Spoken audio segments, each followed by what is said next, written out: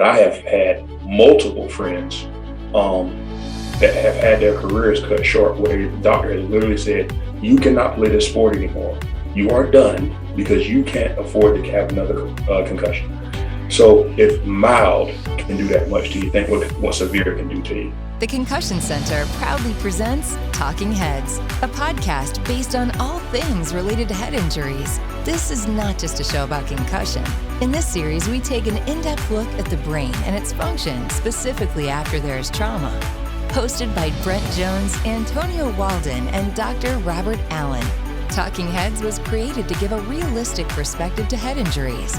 So sit back, relax, and let us fill your head with brain knowledge. All right, everybody, welcome to episode, I believe, 7 of Talk-N-Headz, the podcast that fills your head with information you may want to know, information you may not want to know. We've been on a little brief hiatus, but we are back at it. We are missing Brent and Rob this week. They both are out still debating over who has the best hair. But when they come back next week, we may put a poll up. But accompanying me this week, we got one of the premier attorneys here in Atlanta. You've seen him around. He's been litigating for a while now. He's not afraid of it. He's been helping people in the personal injury field for a while. And we are fortunate enough to have him sit down with us today to talk a little bit about what he's seen when it comes to traumatic brain injuries and that kind of thing. So welcome to the podcast, Attorney Jamal Bethune, man. I need to get some sound effects. I can have some applause and women fainting and all that kind of stuff in there. That would be understandable. Well, when they fall and hit their heads, you know where to send them, okay? Yes, sir. Cool. Once again, man, good to have you on. I know we were planning on getting a tandem with you and another one of the premier attorneys here, but we'll have to get you two sharp minds together later on, because I'd love to hear y'all bounce stuff back and forth. But I mean, as you know, we here at the Concussion Center specialize in TBIs and thought that this platform would be a good one, just to have conversations around it from all different aspects. And after getting you to sit down, I realized that you actually check a ton of boxes that we want to have conversations around. So I guess the easiest place to start, man, is just having you tell us when you first became really aware of head injuries and how they played into personal injury accidents. So, well, first of all, thank you for having me. That question is, twofold, because as we talked about, earlier, I think before we started recording, both of us were athletes. So I played football, so I was very aware of it when it came to football. It's quite common. But with regard to personal injury, I would say it definitely before I actually became a lawyer, because I was one of the few that knew I wanted to be a lawyer when I was younger. So I would try to hang out around lawyers. I would try to intern with lawyers, and you would see, those brain injuries. Now, obviously, in my young years, I wasn't having the same type of client communication that I have these days, but you could kind of see, those injuries coming to bear. And then, obviously when I actually became an attorney, it was fairly immediate. Mild traumatic brain injury, we call it mild, but, we all know no brain injury is actually mild. Right. But a lot of times, mild traumatic brain injury is synonymous with concussion, which is very, very common with football. So it can really cause a lot of problems. So that's something we call mild.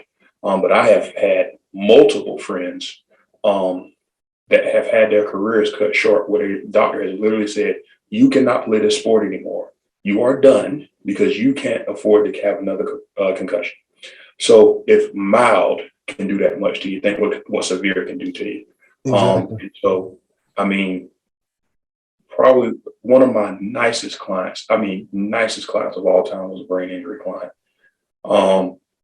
And I mean, she got a pretty good recovery on her case, but it takes a while because insurance companies, if it's not really severe, they're really not putting valid numbers on it like they should, because any brain injury is serious. So yeah. So I'm glad you brought that up, because that's something that I've been looking at on this side too, is exactly how to monetize it. Because of course everybody knows that it's out there, but the big question is, okay, I know if I have a torn rotator cuff, I know what that surgery costs. I know if I send to a chiropractor, I know what those adjustments are going to cost. But with brain injuries, and like you said, mild traumatic brain injuries, concussions being just recently brought to the forefront, they don't have that knowledge behind it yet. So a lot of people are leery of it because they don't know. It's like a wild card. But if you had a client that had a shoulder surgery and had a mild traumatic brain injury, would you agree that that traumatic brain injury would weigh heavily on that case, the recovery for that case, as well as that surgery does? Oh, without question. I mean, at the end of the day, every injury is matters. The surgery is something you can see. I mean, just piggybacking a little bit off of what you're saying, one of the problems with the insurance industry when it comes to evaluating brain injuries, whether they be considered mild or moderate or severe, is that you really can't do anything for them. Even if they're severe, you can diagnose it, you can test it. You can do a neuropsych test, you can do a VNG, all those tests that you guys, probably do. But it doesn't fix the problem. Your body doesn't regenerate brain cells the same way it regenerates these other cells. So they're especially with the advent of stem cells these days. Myself, you have ways to treat the shoulder. You can get the shoulder surgery. You can get a stem cell treatment. You can get an injection. You can do physical therapy. You can fix the problem. And when you're fixing the problem, you get medical bills. Insurance company can see it. They can see like, okay, this is the problem. This is what they're doing to fix it. This is the cost. With mild traumatic brain injury, especially mild, if we give a little bit of emphasis to that word there, with mild traumatic brain injury, number one, it's hard to diagnose because most of the time you're not going to have positive CTs, which is the gold standard. If you have a positive CT, you got $1 million case. So, I mean, that's just all there is to it. So it's very rare you have a positive CT. I mean, memory loss still might not show up on the CT. Loss of consciousness may not show up on the CT. You can have somebody bleeding from their head. But if it's not a brain bleed, it may not show up on the CT. So, and a lot of people don't think or know, especially if they lost consciousness, they're not really in the right frame of mind, even though they still have a negative CT scan.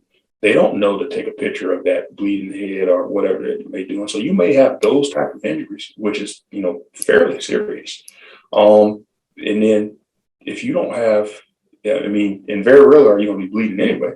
But, if you don't have that positive CT scan, or the hospitals also do what's the Glasgow Coma scale, which I'm sure you're aware of. But I mean, it's very difficult. 15 is a perfect score, but it's very rare that you get below 15. If you get to a 13, which sounds like it's pretty close to a 15, but if you get to a 13, you're having some real issues, and people start really raising some eyebrow, which gives you a perspective on just how hard it is to diagnose this particular injury. So if there's no diagnosis and there's no way to really treat it, you don't have any bills. And so insurance companies are looking at it and saying, well, anybody can say that. But there's nothing to show they did.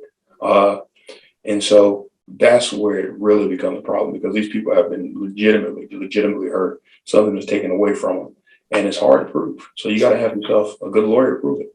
Yeah, you bring up a really good point on that, which is one reason we were really careful and really intentional about what we brought on here, as far as diagnosis and documentation.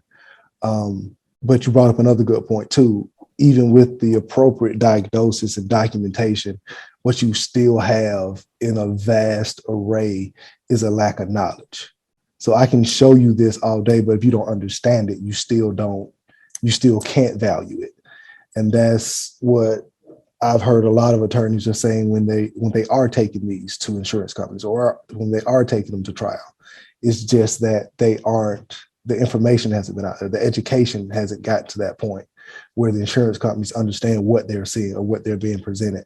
And unfortunately, a lot of attorneys don't have that knowledge either. So these head injuries go underdiagnosed because, once again, they don't know how to value them and they don't know how to properly diagnose them to build up the case. So that's just something that we've been trying to combat on this side too, with our educational platforms and that kind of thing too, to bring it up.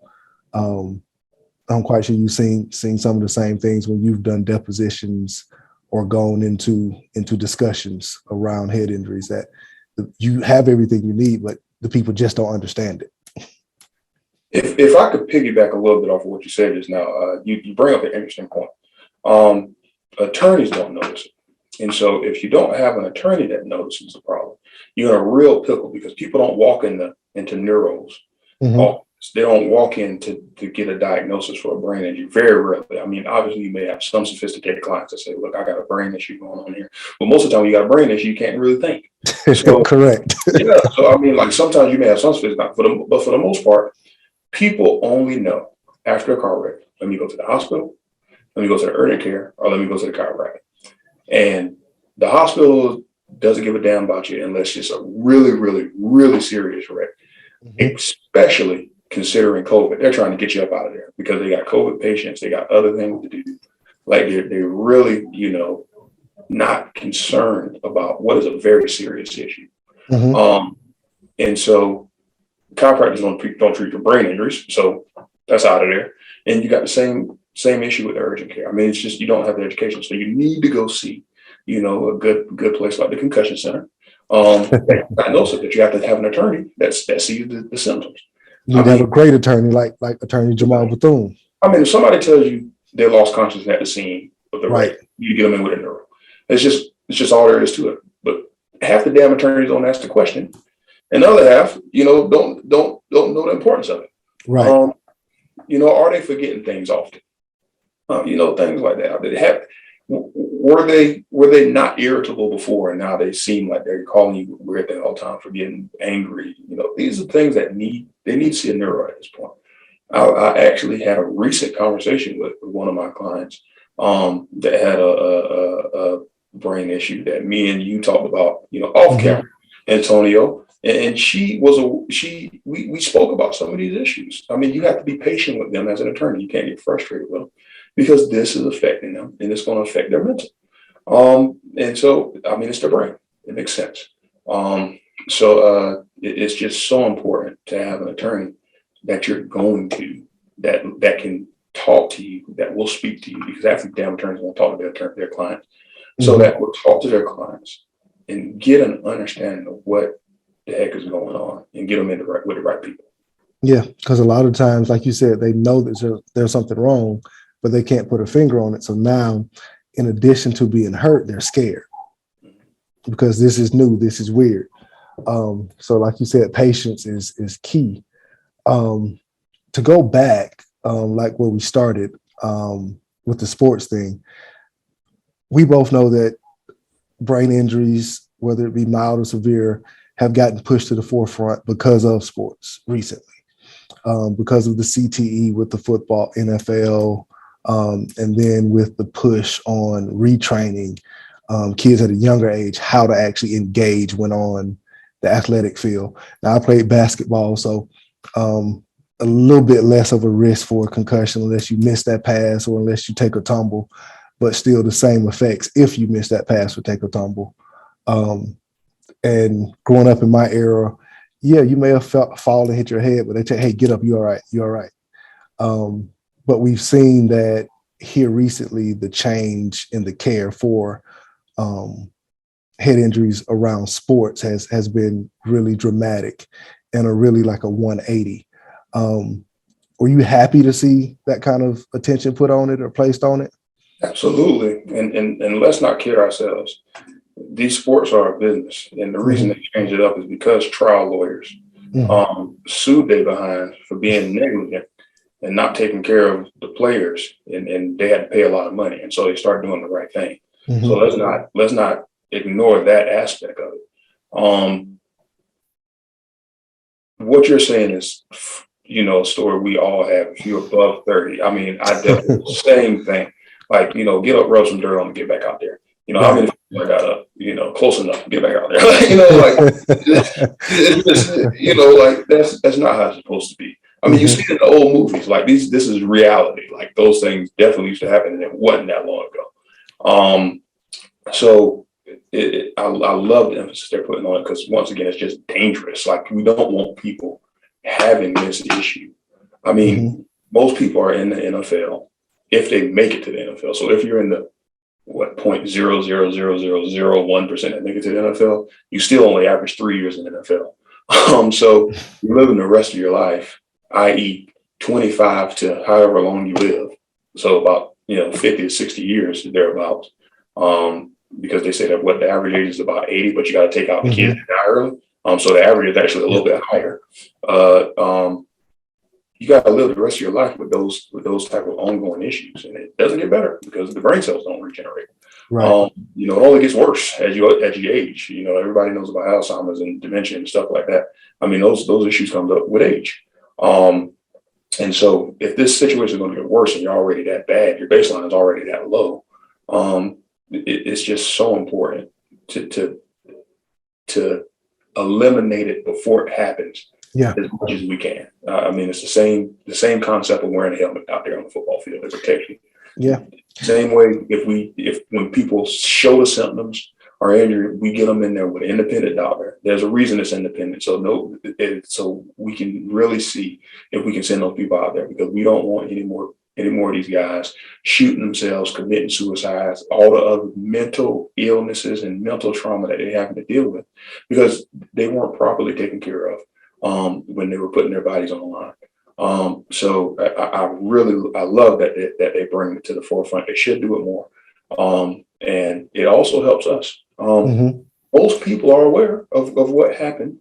I mean, Will Smith with his movie Concussion helped you.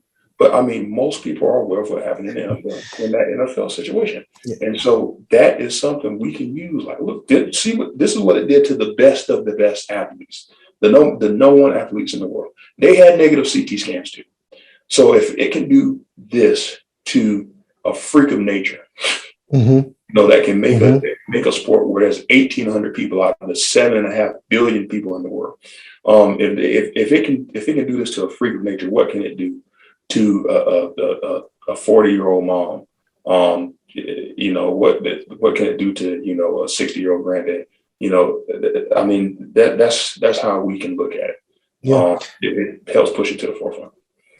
And like you brought up, there could be already pre-existing issues that where if I have a concussion, now it exacerbates it. I've always had migraines, but now I had a concussion, so they're 10 times worse.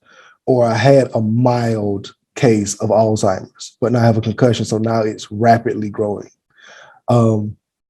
When you see things like that, how hard do you find it to prove the exacerbation? It's even harder than what you say.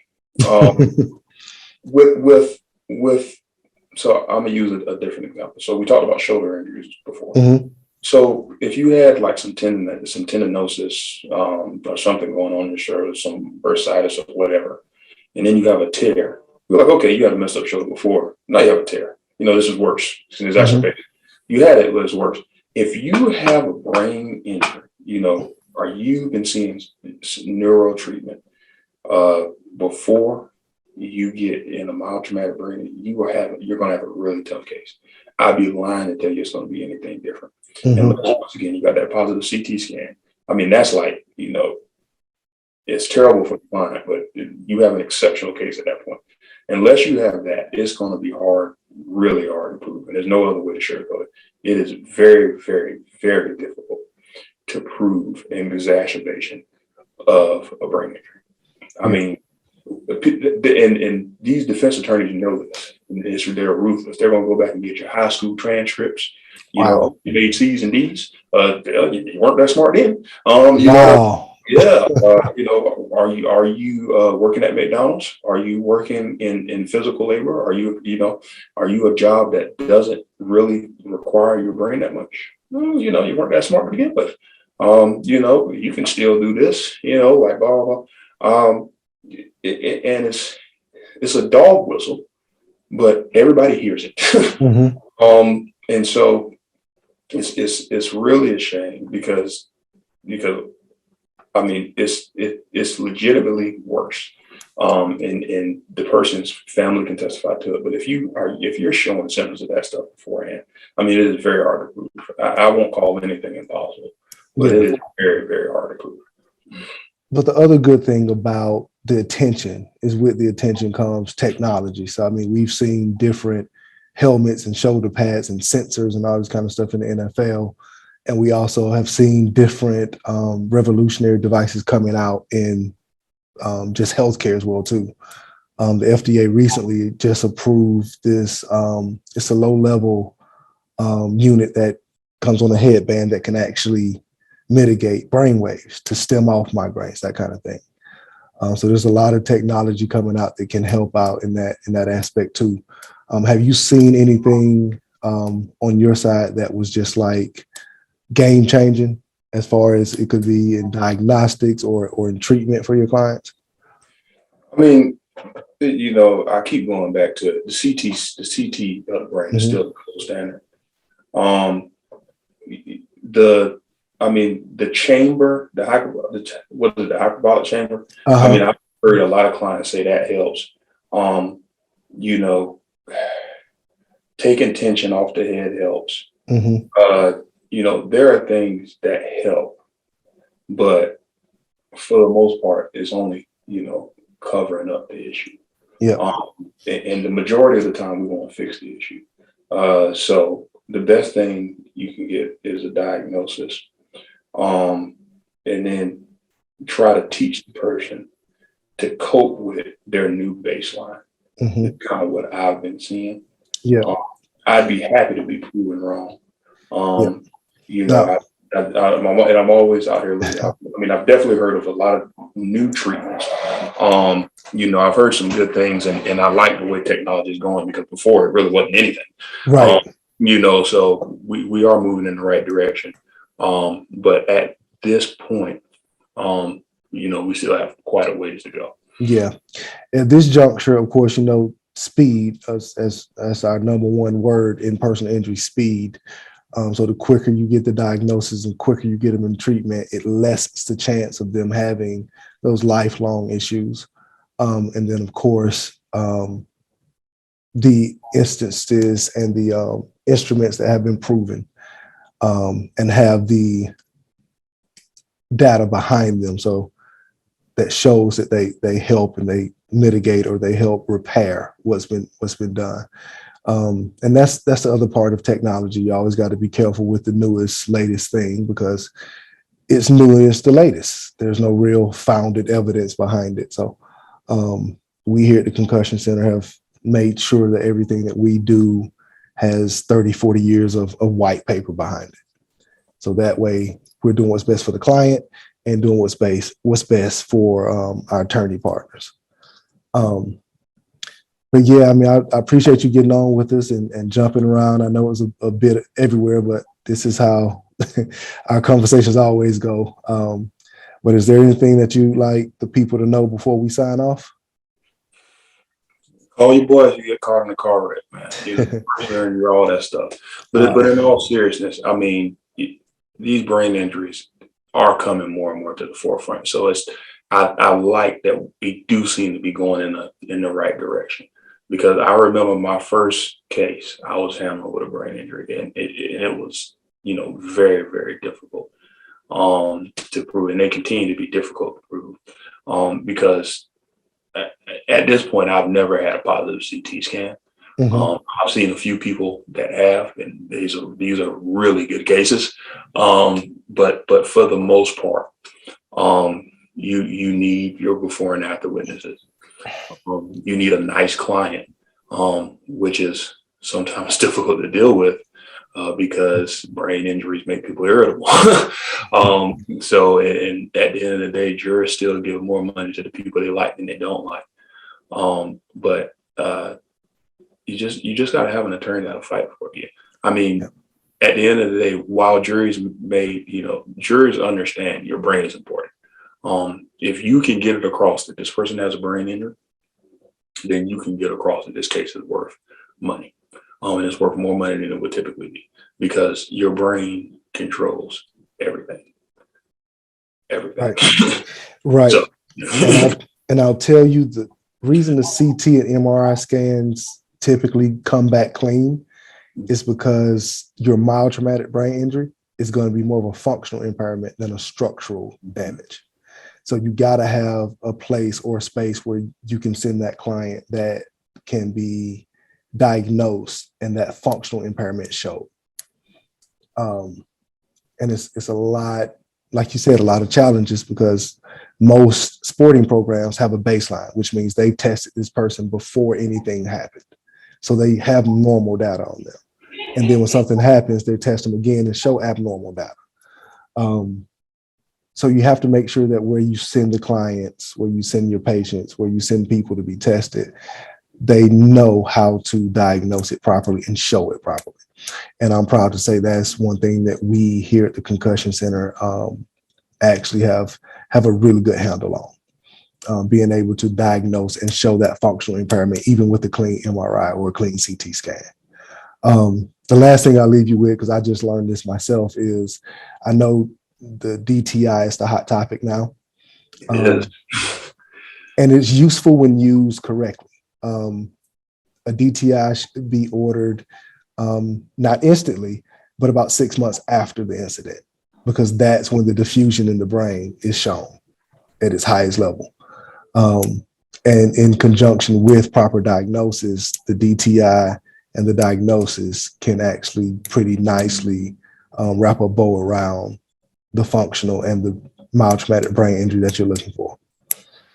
So with that, sir, I will let you get back out to it. I saw today was leg day, so of course you got pool day next. It was. Podcast for, man. Is it for the whole? Is it for everyone, or is it for like the legal community? It is for everyone, sir. We host it on all of your platforms, Spotify, Apple, and we send it out weekly here. Okay, because I know we were using a bunch of different acronyms and stuff. Because I was thinking to myself like DTI. I have to think about the name sometimes. Like I'll be forgetting what all of them is, and I'll be like, man, I know what it is, but I just talk about the acronyms, and I'm like, well, if they, y'all can look it up. Well, hey, I'll tell you, I'm not a doctor, so I speak in acronyms as well. And here's a plug for the other 6 episodes. If you heard an acronym tonight that you didn't understand, it's spelled out and explained specifically in one of the other earlier episodes. Go check out the earlier episodes of Talk-N-Headz on all of your platforms, as you heard mentioned before. If you can't find them, please look at our website, concussionctr.com, or find us on social media at the same, Concussion Center. Thank you again, Attorney Bethune, for your time, your expertise, sir, and your candor. To all of our head community, we'll talk to you guys later on. This has been Talk-N-Headz, and I have been your host, the Antonio Walden. Until next time, watch out for your head. Thank you for listening to Talk-N-Headz. This podcast has been brought to you by the Concussion Center. We appreciate the opportunity to fill your brain with some new information regarding head injuries. If you have any additional topics you would like us to cover, please reach out to us on our various social media platforms at the Concussion Center, or hit us up on our website at concussionctr.com.